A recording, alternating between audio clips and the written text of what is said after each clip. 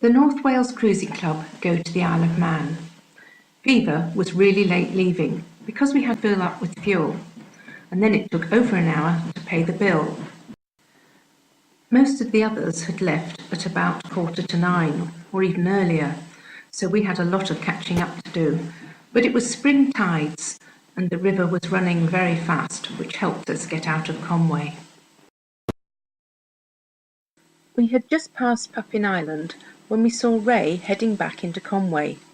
He had decided that he hadn't got enough fuel to get all the way to the Isle of Man.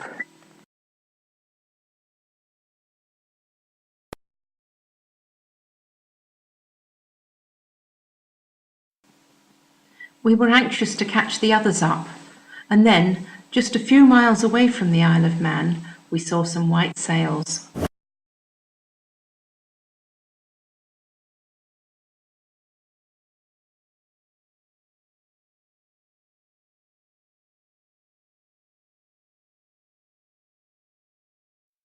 By the time we caught up, the others had just got in and were waiting for us to go alongside the wall. Samara had had a good look around, and there was no obvious place to go. We ended up alongside another boat that was from the Isle of Man. It was low tide, so there was a lot of ladders showing, and going up and down with the ropes ended up taking a long time.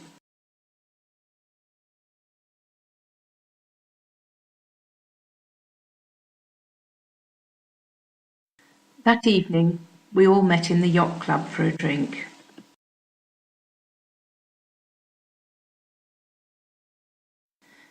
The next morning was beautiful, and we decided that on the way to Douglas, we'd stop at Derbyhaven for a second breakfast.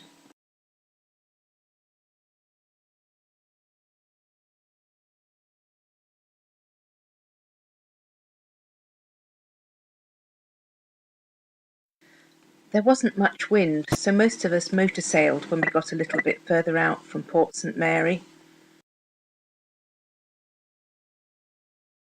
We all dropped anchor and had about an hour before we had to leave again to get through the gate at Douglas.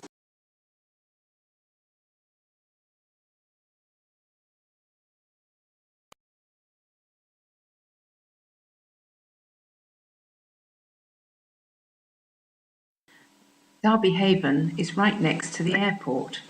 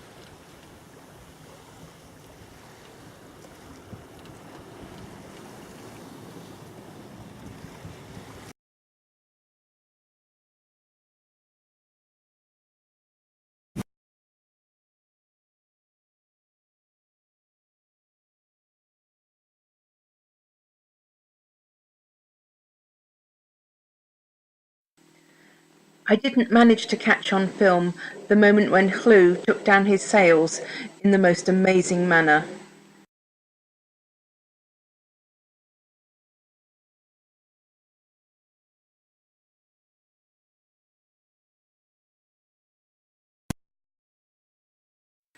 When we got into Douglas Harbour, we weren't so sure that we'd got a very good place. We had no electricity and no water. But in the end, when the winds came, we were actually very sheltered, and it was fine. Barnacle Buoy was rafted up against us, and we'd got more ladders to climb to get off the boats. Joie de Vivre was a stone's throw away, but it was quite a walk to get all the way round there. The others were a bit nearer and rafted up against the wall as well.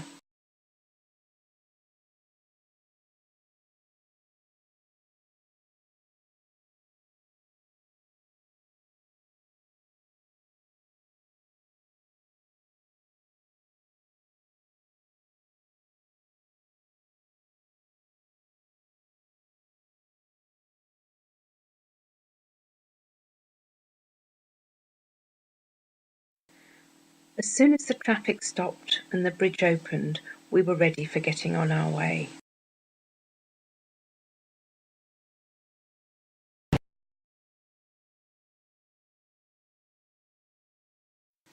The other boats were going to Port Erin for a barbecue, and they were going to travel through Craft Sound. Viva, however, was going on to Ireland.